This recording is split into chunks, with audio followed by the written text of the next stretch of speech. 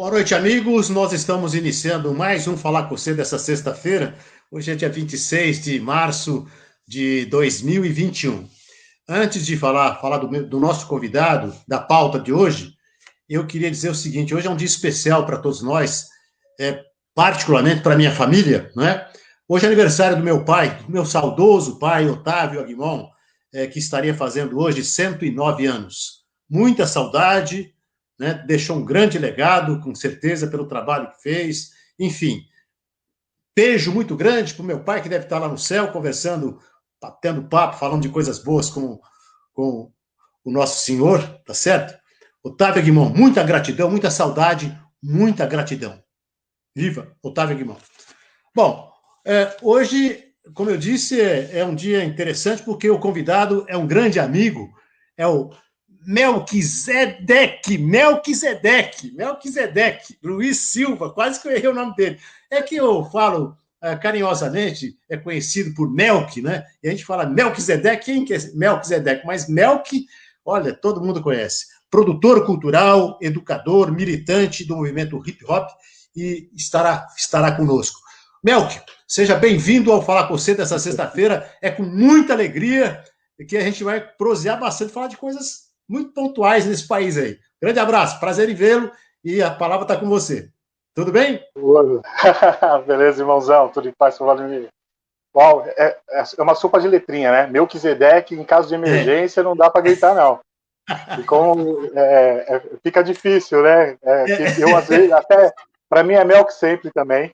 Então. E fico muito feliz aí pelo convite. Sabe, o respeito e a admiração que eu tenho por ti, pela Ana, é muito bacana estar participando com vocês desse programa sensacional e poder trazer um pouquinho aí das nossas vivências, um pouquinho aí das nossas reflexões, né? Nesse momento que a gente está tão afastado, a gente sente um pouquinho mais próximo dos amigos, como a gente tem essa possibilidade de estar proseando, né? De falando com você. Obrigado mais uma vez aí pelo convite.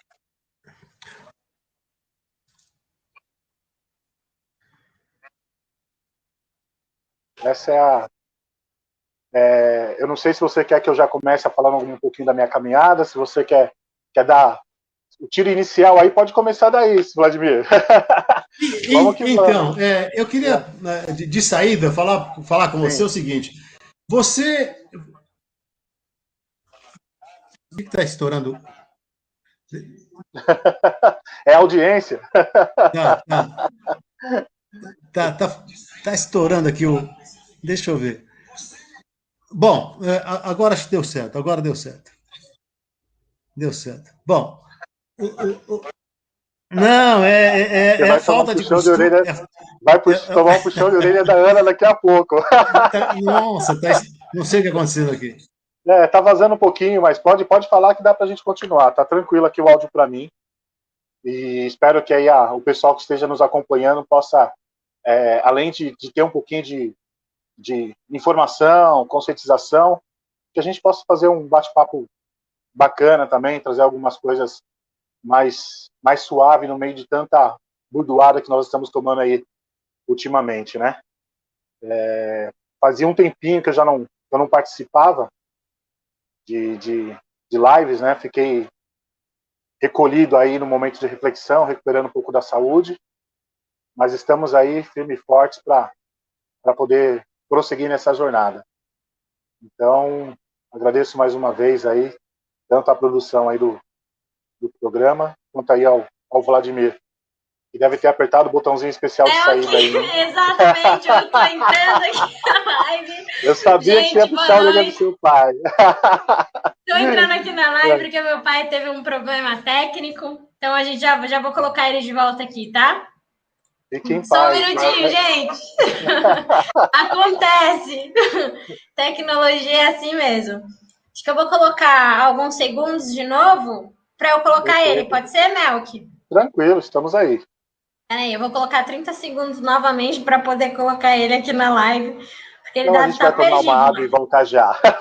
Gente, já voltamos com o intervalo. Sempre quis falar isso. Olha, Eu sempre estou aqui à disposição, tá? Qualquer problema técnico. Então, peraí, gente, a gente já volta aqui para conversar com o Melk, porque eu já entrevistei ele tem muita história para contar. E se a gente pegar toda a história dele, a gente vai fazer uma live de dias, não horas. Mas vamos que vamos. Aí, Melk. Obrigada. Valeu.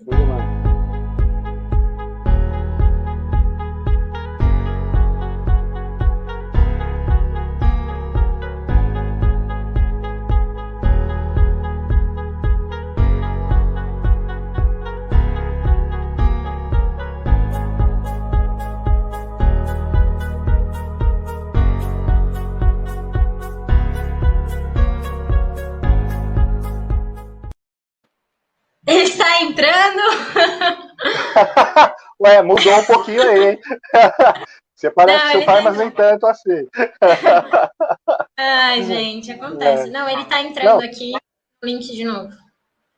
Tá bom, sem problemas. Bom, enquanto ele não entra... Pode levantar aqui, ele entrou, acabou de entrar. Daí aí que a gente vai jogando aqui. Aê, entrou. Nossa. Agora sim. Bom, já entrei. Tudo tranquilo? Resolvido? Aí, é que você queria ficar do lado esquerdo da tela, né? Agora tá explicado.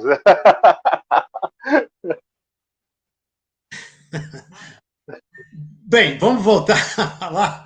A gente estava falando... O Melk, é assim...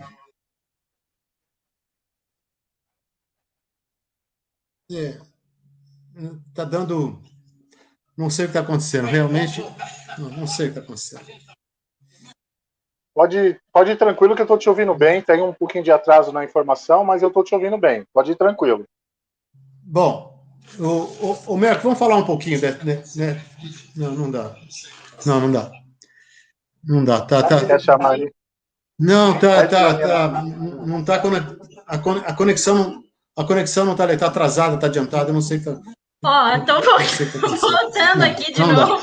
É o seguinte, pai, você tem que fechar a sua janela do Facebook, porque a tua transmissão dá delay, entendeu? Então, fecha a tua janela do Facebook e deixa apenas na página do streaming, ok? Ok, agora tá certo. Fecha o teu Facebook. Ok, gente, agora vamos prosseguir com a live, tá bom? Muito obrigada.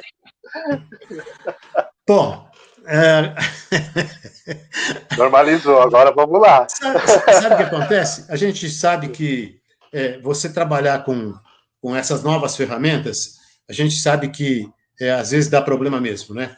E isso acontece. Eu tenho assistido aí outras lives de outras pessoas, outros jornalistas, e vez ou outra, isso acontece. Então, a gente sabe que isso faz parte, as pessoas têm que entender. Mas pedimos aí que as pessoas continuem conosco.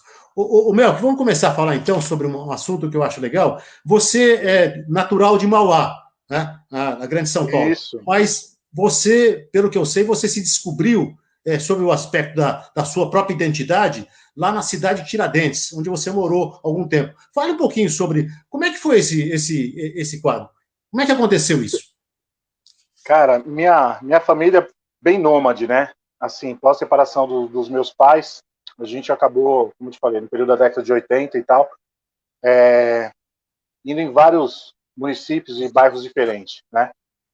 Passamos por São Bernardo, passamos em São Paulo, ali na Vila Califórnia, passamos em São Caetano e tudo mais. E para mim era complicado porque na maioria desses bairros eu não tinha referências de pessoas parecidas comigo, entendeu? Que tinha a minha característica, que tinha um estereótipo, entre aspas, né, próximo ao que colocavam para mim.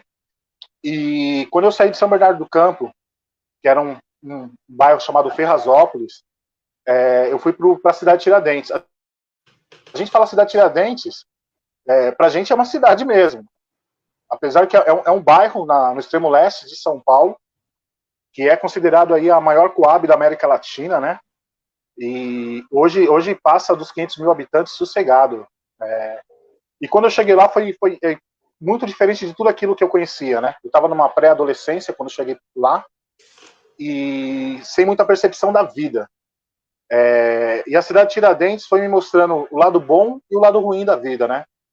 Primeiro que eu passei a ter pessoas com o meu semblante, com o meu cabelo crespo, com meus lábios grossos, pessoas parecidas comigo, então eu deixei de ser, né, uma pecinha fora do tabuleiro. As pessoas falavam como eu, gostavam do mesmo tipo de música e esporte que eu gostava, então foi um encontro com a vida de uma forma diferente. Nessa somatória, veio uma questão que eu fui para um bairro que na época era o segundo bairro mais violento do município de São Paulo.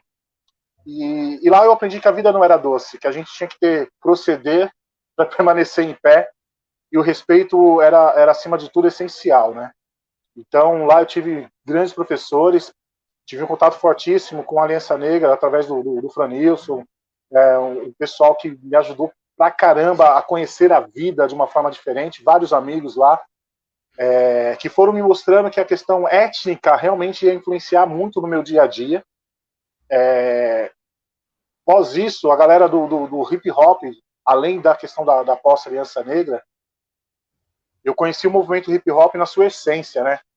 Através dos MCs de lá, dos b-boys, que ali era um celeiro de grandes b-boys, grandes DJs. Na época eu era um DJ que não conhecia muito do rap, mas gostava, mas não tinha tanta influência, e passei a conhecer um pouco mais, tocar um pouco mais, e lá eu me descobri como ser humano e como um homem preto, porque aí eu tive essa percepção na diferença da questão étnica, e percebi que a vida ela iria cobrar de mim muita coisa, e algumas coisas com peso dobrado, né?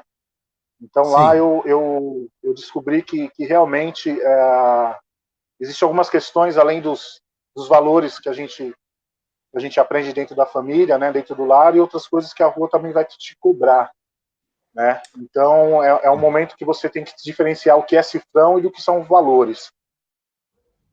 E lá eu aprendi que a gente tem família de sangue e família que você também escolhe, né? Pessoas que entram na sua vida e passam a fazer parte da sua família porque te protegem, cuidam de você, zelam por você, incentiva. E a cidade de Tiradentes foi isso. Foi um grande aprendizado, e na maioria das vezes foi um duro aprendizado. Descobri que o preconceito social ele é forte, mas o preconceito étnico ele envolve outros aspectos, né? E quando você consegue sobreviver na cidade de Tiradentes, passando pela década de 90, que foi uma das décadas mais violentas da cidade de Tiradentes, você percebe que em qualquer outro gueto você vai conseguir sobressair-se, vai saber lidar, né, com algumas condições que em outros lugares você não teria condições de vivenciar. Então eu sei que, né, entre o caminho do certo e o errado, você sempre vai ter opções, vai ter escolhas, mas a palavra respeito é algo que você tem que implementar no seu cotidiano. E a cidade de Tiradentes me ensinou isso, né? A respeitar as limitações e a cultura de outras pessoas, de outros espaços. Ô, Melk, a gente sabe que o preconceito no país é estrutural, né? Isso aí não dá para negar, né? E mais, você acha que nós vivemos ainda sob a égide da Casa Grande Senzala? A escravidão não foi resolvida no Brasil ainda? Como é que você vê isso? Nos livros de histórias aí, daqueles, né, de múltiplas escolhas, né? Nesses livros aí, papel aceita tudo, né? Então, assim, infelizmente, a gente tem no Brasil, eles criam alguns heróis de algumas histórias que eu realmente eu não sei como ainda se mantém em pé, né? Uma própria questão aí da abolição, que é no 13 de maio aí, que eu não sei como as pessoas ainda param para falar que foi a princesa Isabel que assinou, que fez e tal, sabendo que o processo foi um processo de luta, um processo sangrento, de muita dor, e que até hoje reverbera, né? A gente faz parte de um país que talvez a miscigenação ela impediu um pouquinho mais de resistência, né, da população preta, porque nós fomos condicionados a esquecer as nossas histórias, condicionados a esquecer quem somos. Aprendemos nos livros de histórias, você pode falar também sobre isso, que índio era preguiçoso porque não quis ser escravizado, e que os pretos eram escravos e nós somos descendentes de escravos. né? Sendo que nós somos descendentes de um povo que tinha uma cultura, que tem, né? Fantástica, que tinha uma tecnologia maravilhosa naquele período, e somos descendentes desse povo preto, forte, bonito, e que se tornou escravo pela questão dos portugueses e espanhóis aqui. Então, assim, essa situação a gente foi perpetuando aí através de uma questão educacional e cultural, e a gente tem resquícios gigantescos, não só no nosso dialeto, não só na língua portuguesa, mas nas nossas ações, nos nossos pensamentos. A gente já falou várias vezes situações onde as pessoas falam que eu tenho que me colocar no meu devido lugar, quer dizer, eu não posso ter um local de ascensão ou de poder, porque eu serei sempre um coadjuvante nessa nossa história. E isso reverbera em todos os aspectos. A gente comemora no Brasil quando vê um médico, uma médica preta, um médico, um advogado ou uma advogada preta, justamente porque a gente se sente feliz porque é um dos nossos que está vencendo, mas se nós somos mais de 54% da população brasileira, nós tínhamos que ocupar de igual para igual o número de vagas e cargos e poderes, né? Mas nós somos historicamente desqualificados para isso, né?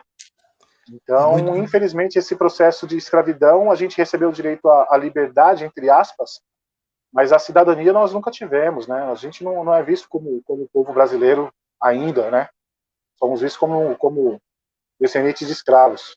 Infelizmente, essa é a cultura que muitos não assumem de forma verbal, mas dia a dia em algumas ações e algumas atitudes, né?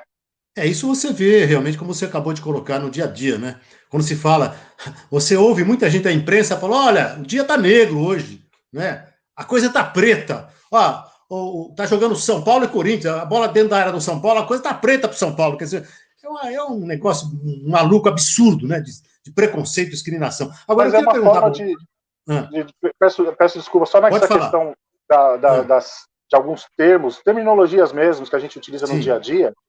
Esse é um processo que funciona bem, porque você vai construindo, você vai denegrindo a imagem do outro, né? Justamente para enfraquecê-lo, para colocar em situação desagradável. E essa é uma situação que funciona muito bem no Brasil. A gente repassa isso com muita tranquilidade, Vladimir. Então, tem o Silvio Luiz Santana, deixa eu voltar aqui, ó. Ele diz o seguinte: Silvio Luiz Santana é historiador, já fez uma live conosco aqui, grande amigo de Santos. Ele está dizendo o seguinte: quem vive na escravidão mental são os racistas. Não basta não sermos racistas, temos que ser antirracistas. A arte afro é libertadora. Viva o samba, viva a capoeira, viva o hip hop. Emendando disso aí que o Silvio está dizendo, eu queria te perguntar o seguinte. Bom, primeiro mandar um abraço para o próprio Silvio, Luiz Santana, Francisco Stoll, a Janaína Oliveira, Isabel Signorelli, minha amiga lá de Goiânia, presidente da Comissão Goiana de Folclore, Ivone Teodoro Pires. Ô Melk, uma coisa que eu queria que você me explicasse, vamos falar sobre isso aqui. Os santos de maior devoção no Brasil são pretos, né? Nossa Senhora Aparecida, padroeira do Brasil, São Benedito. Para eles, não existe preconceito?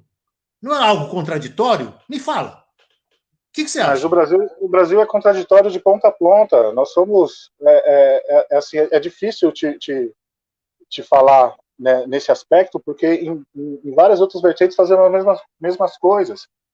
A gente tem nós temos noção a respeito do racismo, mas alguns ídolos passam, e eu não estou falando somente na questão de religião, né? As pessoas não conseguem enxergar como pretos ou pretas, entendeu? Então, para muita gente que adora futebol e não gosta de preto, mas quando o Pelé jogava no seu time, vamos dizer assim, era aceito, e o Pelé não era nem visto como preto. Então, assim, a partir do momento... O Brasil é muito contraditório em vários aspectos, e assim, a partir do momento que te agrada, minimiza-se a questão da pigmentação, né? Então, assim, para muita gente, eu não sou preto, eu sou pardo, eu sou moreno, eu sou crioulo, entendeu? Eu deixo de ser preto porque, minimizando essa questão dessa cor, eu sou muito mais aceitável. essa é uma questão que eu falo. A gente tem um processo de miscigenação muito forte. Um amigo meu costuma falar que quando você não tem o sangue de preto correndo na sua veia de alguma forma, há uma grande possibilidade de você ter o sangue de preto correndo nas suas mãos.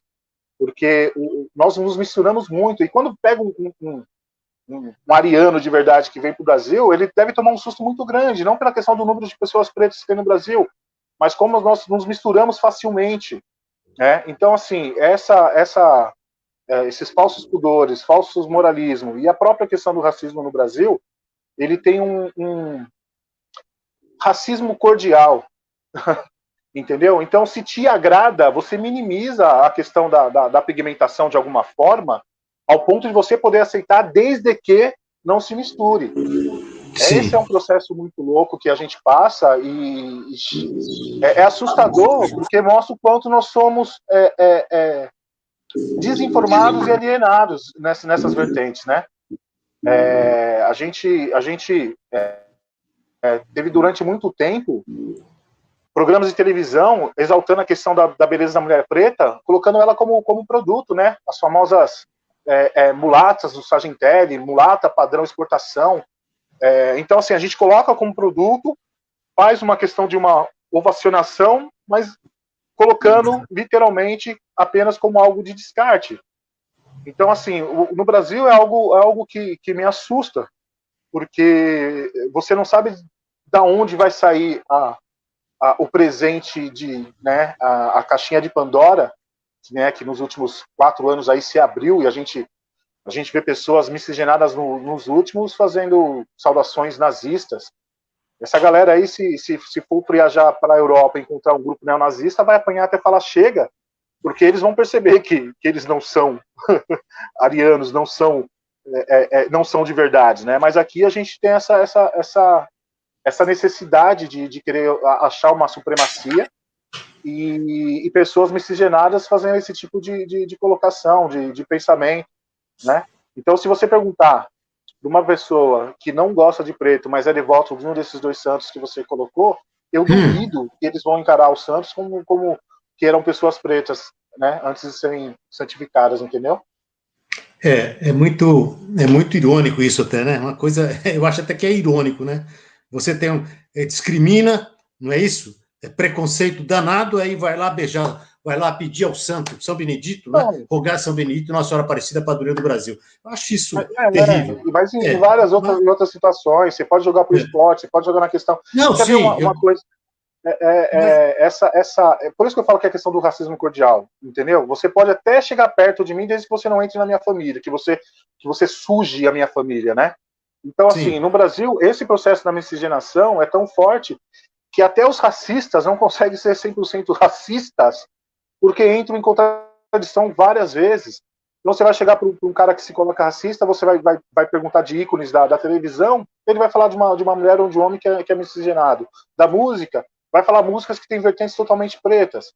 Então, assim, ele se diz racista, mas consome cultura preta. Se diz racista, mas quando ele está desfilando no seu carrão lá, e tem uma mulher preta desfilando, bonita, do outro lado da calçada, ele mesmo com a esposa, ele para e olha do lado. É um falso moralismo, é uma questão de um preconceito que...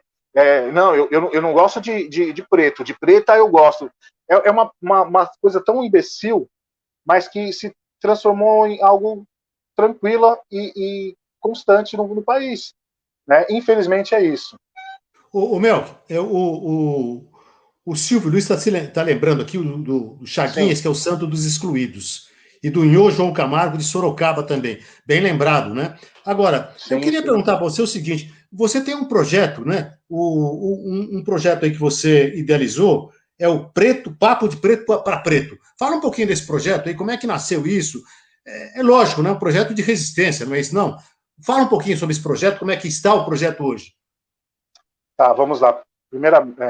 Antes de falar a respeito do programa, queria agradecer aí a participação de todos e todas, amigos e amigas que estão aí na sintonia. Obrigado de coração aí por estarem somando conosco, tá? O Papo de Preto, pode falar. Só para você lembrar, você está sendo visto lá na Ilha da Madeira, a milhares de quilômetros daqui. Atravessamos o oceano. Manuel Alexandre, grande amigo, assíduo frequentador do programa aqui. Um grande abraço para o Manuel Alexandre, lá da Ilha da Madeira, de Funchal, a capital da Ilha da Madeira. Ó, grande abraço. Bacana. Né? Obrigado mesmo. Então, se vocês escutarem um miado aí, é que meu gato conseguiu abrir a porta e ele não pode ver o celular e fica falando, tá? Então, são efeitos especiais gratuitos aí. Na verdade, assim, o Papo de Preto para Preto foi um disparador por algumas coisas que me incomodava muito, né? Sim. Porque a gente sempre, dentro da questão do processo de formação, eu acreditava durante muito tempo na minha adolescência, pré-adolescência, que a revolução seria a revolução armada. Tinha certeza disso. Sim. Como os cubanos e tal, acreditavam que nós iríamos passar por esse processo. Chega um determinado momento na vida, e cedo, eu percebi que a revolução seria através da educação. E nesse processo de transição, eu até falei recentemente para ele pessoalmente, o Gog, né, cara, um rapper no qual eu tenho uma grande admiração, que ele mudou esse meu conceito de pensamento a respeito da mudança e que a revolução seria através da própria educação. Nos últimos anos, a população preta adentrou a faculdade, conseguiu espaços dentro da faculdade que nós não tínhamos aí há alguns anos atrás. Só que o que eu percebi? Nós chegamos, conseguimos assimilar algumas informações, mas a gente não volta para o gueto, a gente não volta para a quebrada para compartilhar essas informações adquiridas. E isso me incomodou demais. Então eu vi alguns irmãos que estavam, né, de repente aí, curtiam os bailes com a gente e tal, foram lá, se formaram, e de repente quando eu ia trocar ideia com os irmãos, falavam de uma maneira mais difícil e tal, um dialeto mais formal, no qual a gente não conseguia compreender exatamente o que os caras estavam falando. Então pra gente era grego aquilo. E eu vi a necessidade da gente discutir a questão do racismo, não de uma forma tecnicista, acadêmica, na questão do dia a dia, sabe? A questão de saber que quando eu entro no busão e eu sento, e todo mundo vai sentando, e só o espaço do meu lado fica vazio, com ônibus, um monte de gente de pé, não acontece só comigo isso. Acontece com vários outros irmãos e irmãs, mas a gente não tem essa percepção, a gente acredita que é com a gente só. De quando a gente entra em shopping center, alguns mercados grandes, que os seguranças ficam seguindo, a gente acredita que é só conosco, e não é.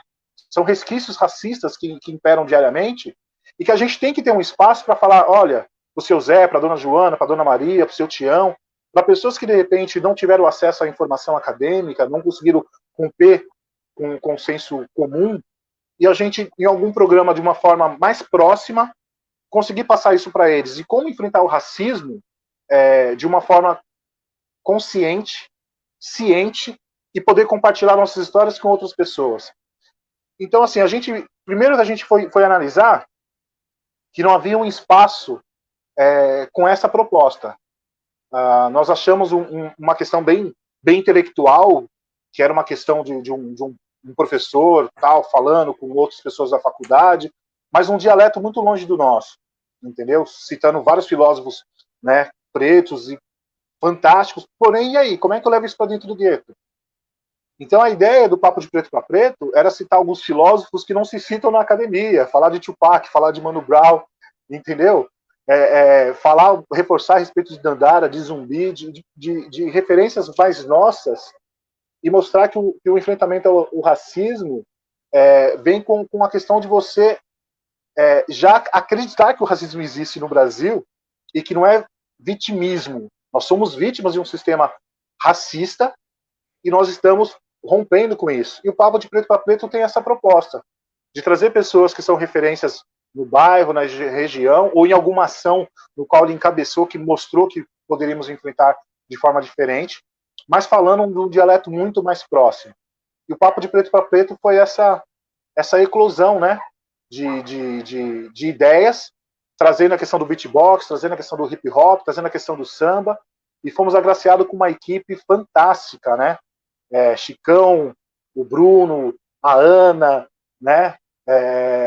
O Kleber, o Kleiner.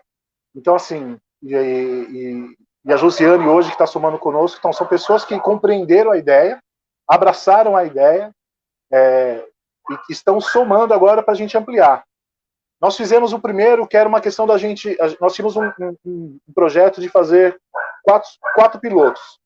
para a gente achar uma receita ampla e consistente. Sim. Nós gravamos o primeiro e a repercussão foi muito grande. E até assustou, porque a gente era uma questão da gente ver e na sequência fazer outro. Só que o primeiro ele foi dando um respaldo e um retorno muito grande, ao ponto de pessoas de outros municípios, de outros estados, de outros lugares entrar em contato conosco, perguntando, falando sobre o programa, fazendo a entrevista.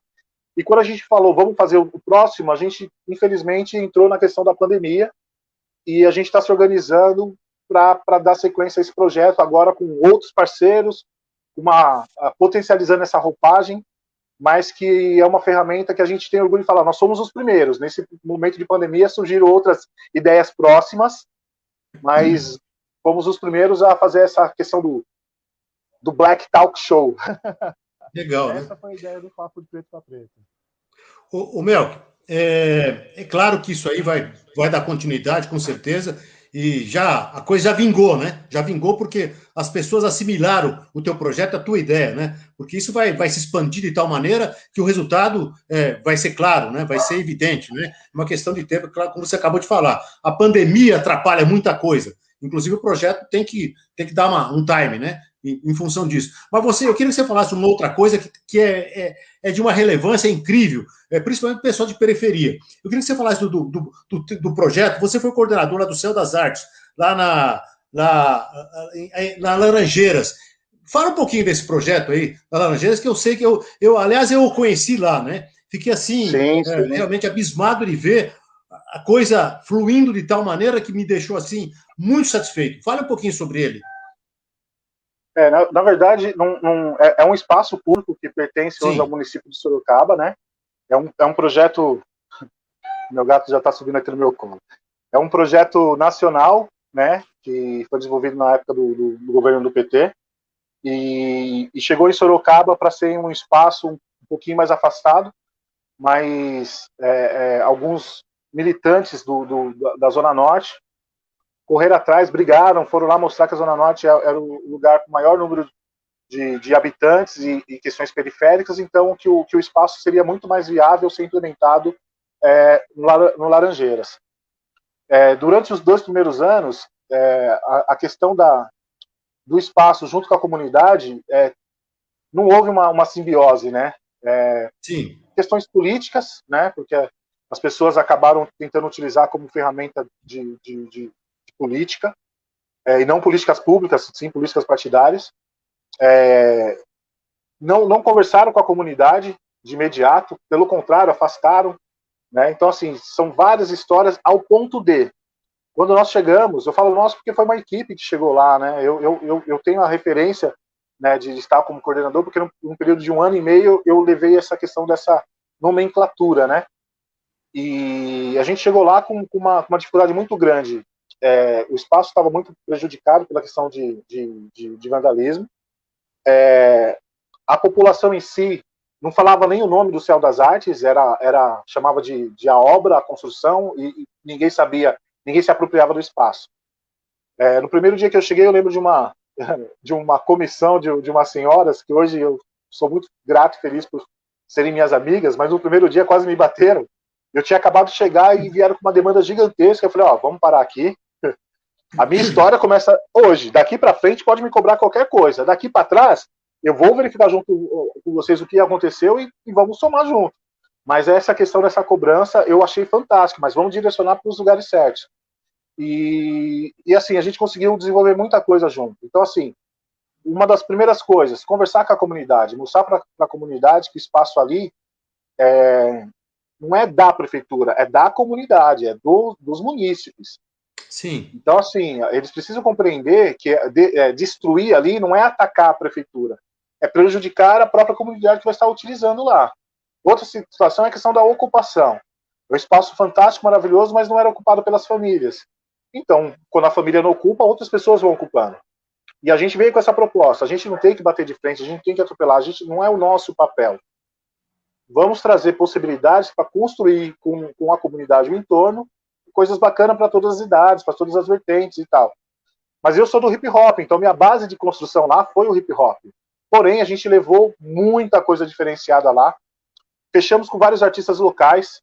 Então, assim, foram parceiros, e são parceiros até hoje, que estão em stand-by, mas tanto na questão da aula de ritmos, né, com o professor Foguinho, que faz um trabalho excelente lá.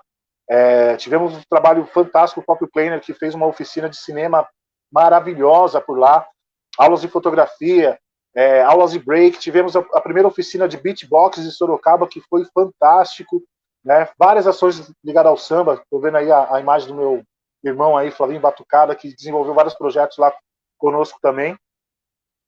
Tivemos o sarau no céu, que foi algo muito bacana, porque o rapaz que foi me procurar, ele foi desanimado, ele falou, eu tenho um projeto aí, mas eu sei que vocês têm dificuldade para desenvolver. Eu falei, bom, mas que projeto que é? Não, é um sarau. Eu falei, vamos fazer. Aí ele parou, mas você nem vai ler? Eu falei, não, se você parou sarau, não tem que discutir, vamos fazer. Ele, mas eu trouxe 2 vezes aqui e não aceitaram. Eu falei, não, eu quero fazer contigo. Se você quiser, a gente já marca e faz. Ele se assustou. E nós fizemos, participei, me apresentei com ele, foi uma parceria fantástica. Ele fez o lançamento do livro dele lá no Espaço do Céu das Artes. Então, assim, artistas locais que tinham todo aquele espaço para usar, eram impedidos de ser utilizados e hoje são parceiros lá. Tem um professor de violão que, cara, eu agradeço diariamente por ele ter abraçado a ideia conosco. Temos mais de 40 alunos de violão que já está lá 2 anos fazendo o curso conosco e a gente não consegue abrir mais vaga porque a galera não abandona o curso. Então, para a gente é fantástico. E várias outras intervenções que nós fizemos lá. Desde forró, de samba rock, de próprio funk, hip hop, marchinhas para melhor idade, várias coisas que nós fizemos e ganhou um ritmo diferente, se tornando uma referência cultural dentro do município, e pessoas que tinham medo, porque tinha essa questão do preconceito de chegar lá, hoje sabe que chegar vai ser bem chegado. Então muita coisa a gente conseguiu desenvolver por lá. Todos os secretários que nós tivemos aí de cultura que passaram lá nos últimos 3 anos aí nos auxiliaram bastante, potencializaram lá o espaço. E hoje não é diferente. A gente tem uma ferramenta muito bacana eu falo uma ferramenta sociocultural, né? Porque lá não é somente entretenimento. Tudo que a gente faz é ligado à questão de uma construção social ou de uma releitura, né, da questão do conceito do que é estar na comunidade, do que é ser quebrada, né? E lá a gente está desenvolvendo isso. Sou muito feliz, honrado e grato pelo desafio, que é constante. Eu estou falando isso, mas não quer dizer que é todo dia, né? Plumas e paetês, não. A gente quando tem que falar alto, a gente fala, quando tem que abaixar a cabeça, a gente abaixa, quando tem que pedir licença, a gente pede. Mas a ideia é uma construção coletiva e para toda a comunidade ali ao entorno, mas para todos os munícipes que queiram somar conosco nessa caminhada também. O Melk, esse é o único que tem em Sorocaba, não é? Agora eu fico aqui me perguntando o seguinte: Sorocaba é uma cidade hoje que tem aí, a Grande Sorocaba deve estar em volta quase de 1 milhão de habitantes, se não tiver mais. Por que não se faz outro céu de ar, outros projetos desse, céu de artes, em outros locais? O que está faltando para que se criem outros projetos como esse daí? Que você mesmo acabou de falar, eu mesmo vi isso, que realmente é de muito interesse da comunidade. Você muda realmente muita coisa, altera muita coisa, cria coisas novas, mostra para eles, dá condição para eles participarem, e a coisa na verdade, é uma revolução cultural, né? Agora, por que não se cria outro céu de artes, por exemplo, uma cidade como Sorocaba, na região inteira? O que falta? Falta vontade política? Problema de... Na verdade, assim, Vladimir, tem um processo que é muito louco dentro de todas as administrações públicas. O Céu das Artes é um projeto federal. Sim. E ele tinha 2 modelos. Um modelo que era menorzinho, que poderia ser implementado 2 em cada cidade, e esse modelo maior, que é o que nós temos lá, que, pela questão do projeto, era para ser desenvolvido um só por município.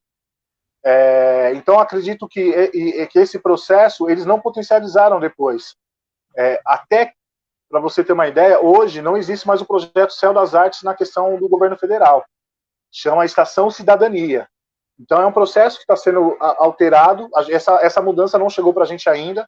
Não sei Sim. como é que vai chegar, mas a mudança de governo também mudou a perspectiva do que é o conceito do Céu das Artes. Porque se você vê, assim, eu fui funcionário do CEL em Sapopemba, em São Paulo, certo? Mas o CEL lá é o Centro de Educação Unificado. Então você vai ter ensino fundamental 1 e 2, ensino, né, médio e tal. Essa é a questão do que era o CEL em São Paulo. O CEL das Artes, que é um projeto federal, ele vai englobar a questão da Secretaria de Cidadania, geralmente tendo o CRAS como sua base, a Secretaria de Cultura, por isso o espaço da biblioteca, o espaço do anfiteatro, e a Secretaria de Esporte, para a questão da administração das quadras poliesportivas, da quadra de areia, da pista de skate, né, da pista de corrida ao entorno e tal. É uma somatória. Eles criaram isso, mas eles deixaram que cada município desse uma sequência na parte administrativa. O que acontece? A gente sempre teve uma dificuldade de compreender a questão orçamentária desse espaço, porque durante um período havia-se verba federal, depois para. E o município tem que se adequar a isso e reorganizar o espaço. E a gente ainda está nesse processo ainda de readequar a realidade do CEL e potencializar o espaço que nós temos lá. Então, assim, por ser um projeto federal e era limitado a um por município, e é um projeto que eu acho fantástico e concordo que deveria ter pelo menos 4, né, em Sorocaba, um em cada norte, sul, leste, oeste, deveria se ter, né? Mas é um projeto federal e não deram continuidade. Além de não dar continuidade, vem a questão de uma alteração do projeto, que eu não sei, estou falando para você, e eu não sei como vai ficar, se é apenas uma questão de terminologia, né, ou de nomenclatura mesmo, mas hoje o projeto, dentro da pasta do Ministério do Turismo, está como Estação Cidadania, não é mais CEL das Artes, né? Então, assim que acabou o Ministério da Cultura, também o CEL das Artes foi um projeto que foi, teoricamente, modificado. E essa mutação, essa transformação ainda não sei como vai reverberar para a gente. Espero que possamos dar continuidade, porque o que nós fizemos em 2019, eu vi as fotos passando aí e tal, a gente levou rapadura, e no dia que levamos rapadura, na parceria junto com o pessoal do Despertar das Flores, nós tínhamos 105 grafiteiros de todo o país lá grafitando não só o CEL das Artes, mas toda a comunidade ao seu entorno. Tivemos um projeto chamado África em Nós, que contou com Viegas, de Quebrada, e Taíde, né?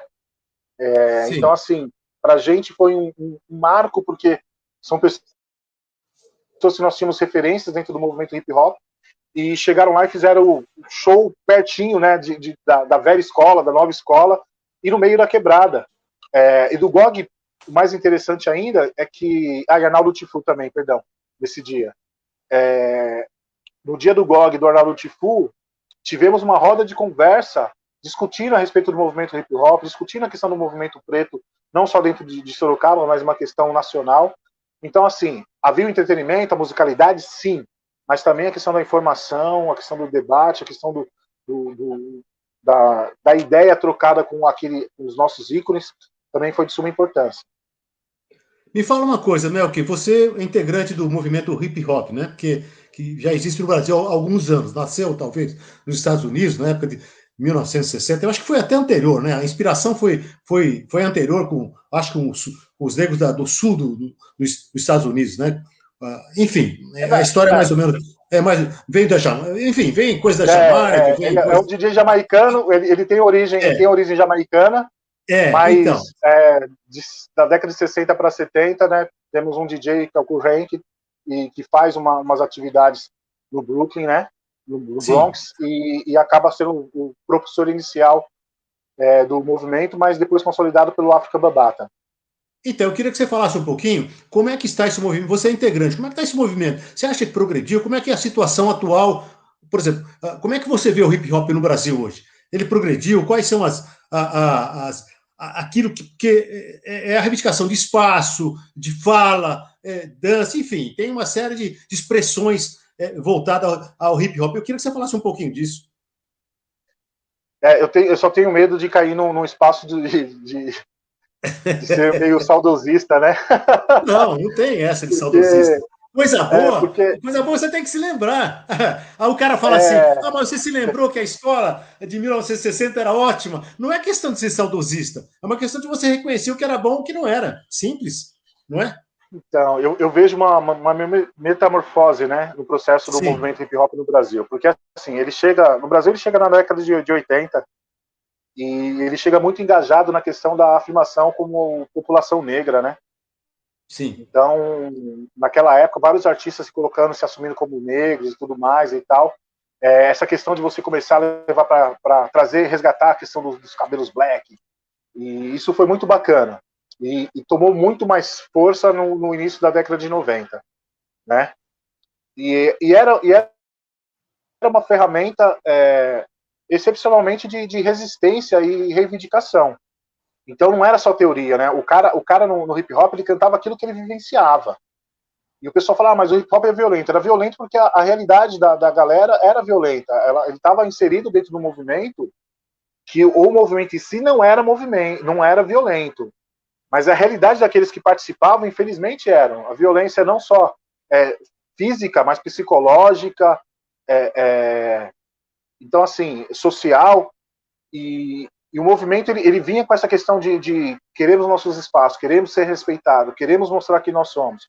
O hip hop, ele leva a questão da discussão de zumbi para dentro das escolas.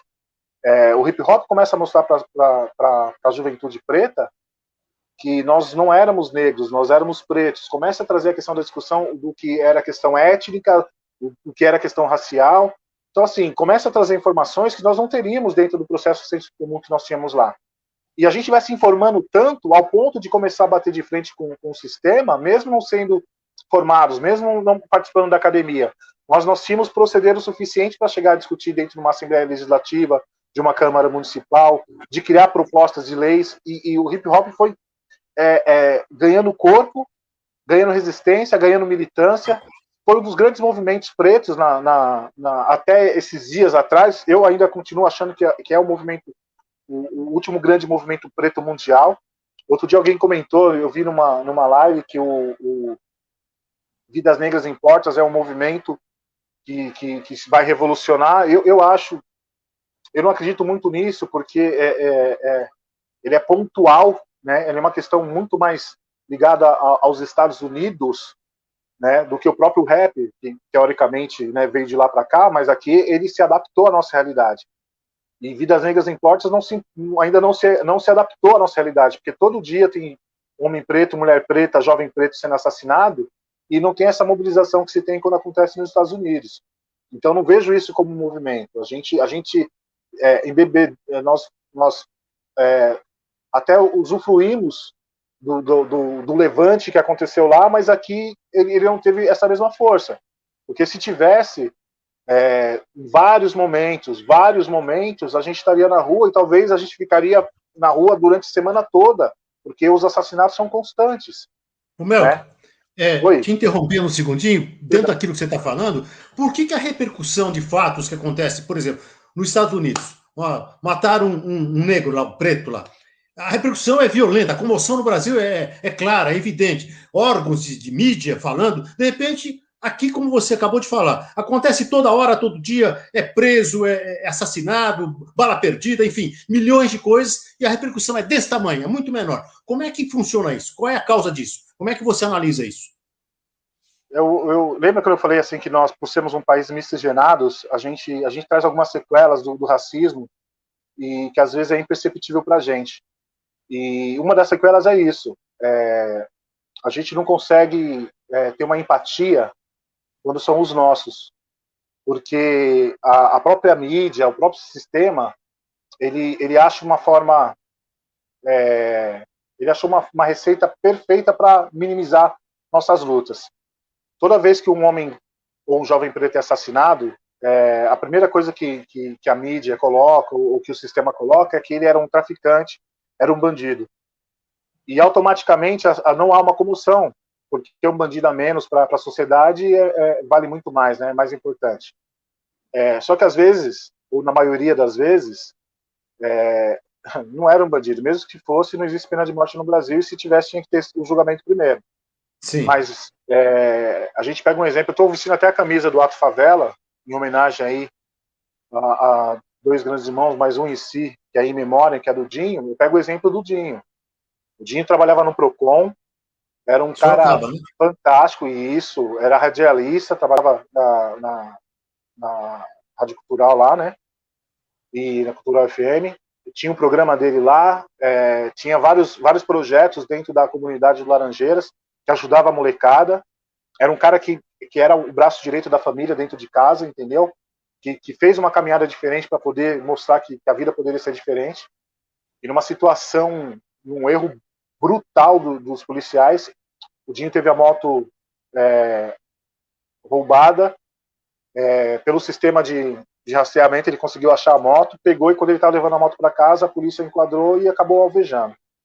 E dentro da questão das mídias, principalmente nas redes sociais, todo mundo colocando que era um bandido morto a menos e tal, e sem conhecer, sem saber a mínima história de quem era o Dinho. Entendeu? Que era para ser considerado um herói, estava sendo colocado como um bandido. E no Brasil a gente acaba reproduzindo isso facilmente. Quando uma mulher preta é assassinada, somente na questão dessa parada do feminicídio, a sociedade, nesse falso moralismo, tende a culpar a mulher, perguntando, mas ela deve ter feito alguma coisa. Como se vários homens aí não aprontam diariamente e não são executados. Né? Mas se a mulher fez pela sociedade, grande parte da sociedade, ela tem que pagar de alguma forma. Então, quando existe o feminicídio e as pessoas vêm perguntando o que ela fez para tentar justificar, mostra que a gente não tem empatia pelos nossos. A gente realmente não se coloca no lugar das outras famílias ou das pessoas, não acontece o que vai acontecer dentro da nossa casa. E eu não preciso falar, eu não estou falando só, Vladimir, na questão da população preta. Eu posso falar que isso é uma coisa de brasileiro. Posso dar um exemplo explícito sobre isso? Espanha, Itália, no começo da pandemia, o ano passado, quando chegou a 6 mil, 8 mil mortos, o Brasil ficou em choque. Em choque. Era um absurdo, era triste, doloroso. Aquela questão da Itália, ninguém na rua, e o cara cantando lá do alto do apartamento dele, era lindo. Bem lembrado, bem lembrado. E a gente aqui, sabe? Pô, que coisa, né? Que coisa sensível, que coisa linda. Faz parte do comando isso. Mas a gente está com 300 mil mortos e tem gente que não leva isso na brincadeira. Você sabe, né, cara? Eu fiquei mais de 20 dias internado, 115 dias na UTI, né? Tive 3 paradas respiratórias lá, quase fui embora, sofri pra caramba, cara. Você não tem ideia do que é ficar sem ar. Não é uma gripezinha, né? Nada, irmão, nada. Então. Entendeu? E falar, histórico de atleta eu também tenho. Mas não adiantou. Meu organismo não conseguiu compreender o que estava acontecendo. E eu sofri demais, cara. Sofri demais. E as pessoas não têm essa percepção, porque quando aparecem números não tem nome nem endereço. Só que quando bate na sua porta, aí você vai compreender que é diferente. Então essa questão da empatia, de sensibilizar-se com o de fora, é muito coisa de brasileiro, cara. A gente tem uma mania, isso é assustador, mas a gente não tem algo que é nosso. A gente copia, a gente se sensibiliza o que é de lá. Antigamente uma coisa muito eurocêntrica, hoje muito norte-americanizada, e a gente repassa isso diariamente, constantemente. E não que o movimento Vidas Negras importa ou não seja importante. É importante. Mas eu acredito que tinha vidas pretas brasileiras também importam, e analisar essa situação. Né? Quando o Floyd foi assassinado lá, algumas semanas, 2, 3 semanas depois, teve o caso da criança que foi colocada no elevador até o 9º andar e a criança acabou caindo. E aí, qual foi a nossa comoção? O que nós fizemos? Entendeu o que eu estou falando? Então, essa parte, eu não estou culpando, vou reforçar aqui, eu não culpo a população preta, eu estou falando que a população brasileira, ela tem essa insensibilidade, não sei se esse é o termo correto, nós somos insensíveis nesse aspecto, e a gente não se vê no outro, a gente não consegue se colocar no lugar do outro. Quando a gente fala que o lugar mais longe do mundo é estar no lugar do outro, no Brasil isso funciona bem. Porque é aquela história, o cara vai à missa, né? Eu sou cristão, vai à missa, quais são os preceitos cristãos? Um deles é esse, né? Olhar o outro como se fosse você, tá certo? Amar o outro como se fosse você. Só que o cara vai à missa, sai da missa, acabou, né? Lá dentro ele...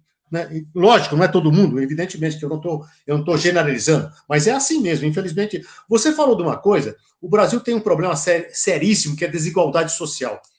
Você não acha que, por exemplo, eu acho que o ensino público, na minha maneira de ver, é fundamental para a coisa começar a se equilibrar. O ensino público de qualidade para todos, indistintamente. Para o branco, para o azul, para o índio, enfim, para todos eles.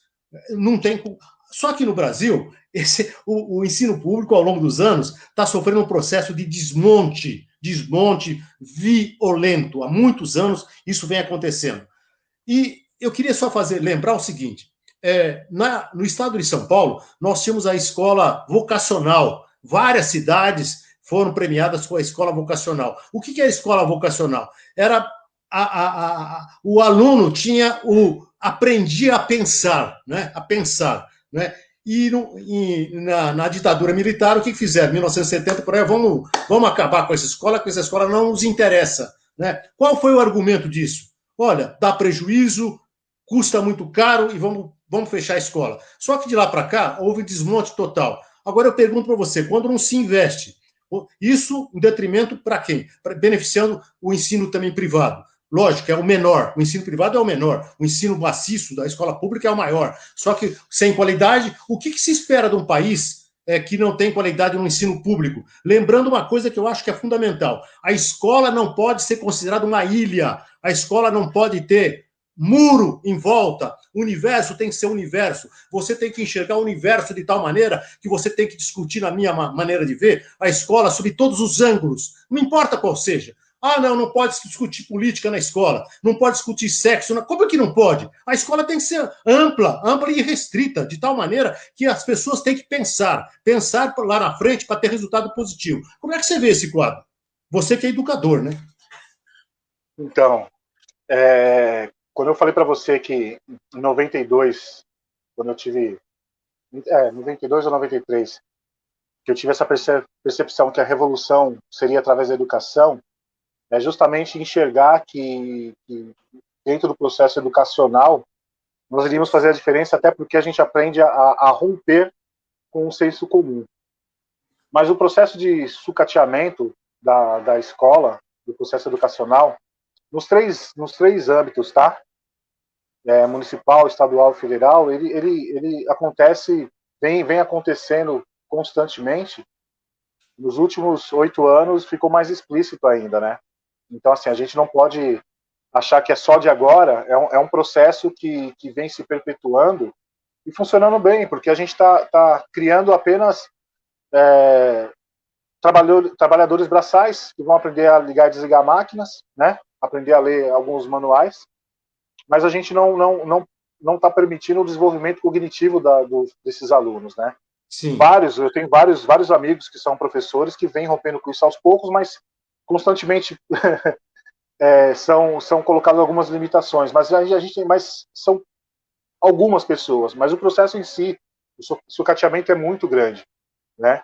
E isso a gente sabe que é uma questão de você ter facilidade para impor certas coisas quando a população em si ela não compreende ou ela não foi, ela não está acostumada ao questionamento, né?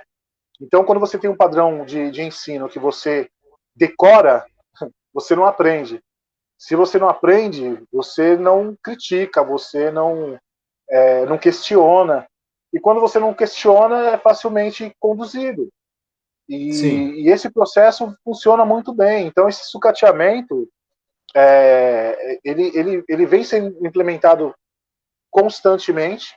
Hoje, pela questão das redes sociais, pela questão das manifestações, a gente tem uma percepção muito maior sobre isso. Mas eu tento lembrar as últimas greves de professores, porque as pessoas, quando vê professores fazendo greve, falam que são vagabundos.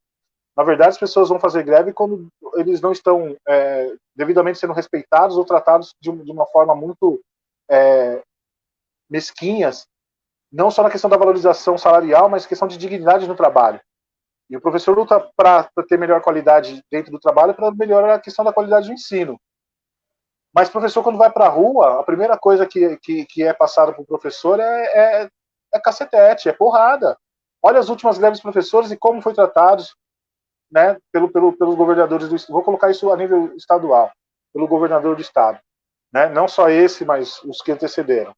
Analisa sobre isso. Eu acredito pela questão da sua barba, que nós estamos parecidos com a barba, mas a minha tem alguns pelos brancos, a sua está mais, né, mais definida. Você tem um pouco mais de experiência que eu nessa vida. E eu lembro da questão da minha infância, que quando alguém chegava e falava que era professor, era um orgulho para a família. Sem dúvida. Entendeu? Era tratado como médico, era tratado como um advogado, tinha esse mesmo patamar. E hoje, sem brincadeira, quando eu estava estudando história, eu estou estudando, tal, papapá, né, sou professor. Nossa, mas você não pensou em ganhar dinheiro, não? Você não tinha outra coisa melhor para você fazer, não? Então, assim, é como a gente foi colocado numa situação, e o professor, cara, é o disparador para qualquer outra situação, cara. Mas a gente vem condenando essa questão dos professores, colocando numa forma lá embaixo, justamente porque são os primeiros a questionar, são os que não aceitam, são os que vão bater de frente. Então, esse processo do sucateamento educacional, ele também foi implementado de forma subliminar dentro da sociedade, que hoje são poucas pessoas de fora que vão proteger os professores. Aí eu falo a mesma questão dos funcionários públicos e somente a questão da área da saúde. Há 2 anos atrás, os caras xingavam pra caramba quem estava na linha de frente dentro da saúde. Chegou a questão do Covid e a gente tratou eles no começo como super-heróis. Agora estamos de novo tratando de forma não positiva. Então a gente se esquece do sacrifício que essa galera está fazendo, quantos já se foram para poder nos mantermos vivos, entendeu? Então essa situação de não valorizar aqueles que lutam com o sistema, que condena, e eu não estou falando de bandeira partidária não, porque o processo é constante. Essa mudança, ela é a médio e longo prazo. Mas ela tem que ter o primeiro passo. Não adianta você falar que vai andar 5.000 quilômetros se você não anda os primeiros 3 metros para sair de casa para fazer essa caminhada. E a gente está nessa situação, a gente não está saindo para caminhar. Porque a gente está com tanto belo nas costas para resolver, com tanta coisa que a gente tem que ficar brigando, que eu costumo falar sempre isso, que a gente acostumou a brigar com a fumaça e o fogo está do outro lado estralando e a gente se matando na fumaça aqui. Então esse processo educacional ele tem que ser revisto com certeza nos 3 âmbitos, né? E ter a sensibilidade que uma nação com mais acesso à informação ela constrói mais, ela soma mais, ela critica mais, só que a gente não vai ficar à mercê de pessoas que vão querer nos conduzir aí para o abismo, entendeu? É isso. É com muita tristeza que eu vejo o quadro educacional no país, e o pior de tudo é que a gente realmente continua na base da colônia, né? Enquanto você tiver uma educação pública, que eu falo, sem qualidade, a gente vai continuar sendo colônia, porque os valores de fora são melhores. O país é vira-lata, as pessoas... Lamentável isso, é lamentável. Agora, quando que vai ser mudança? Difícil, mas é preciso... Então, eu defendo a escola pública tem que ter qualidade. Sem qualidade, sim, porque é acesso indiscriminado a todo mundo. Se você tiver uma educação pública de qualidade, com acesso a todo mundo, em pouco tempo, as novas gerações transformarão esse país numa grande nação.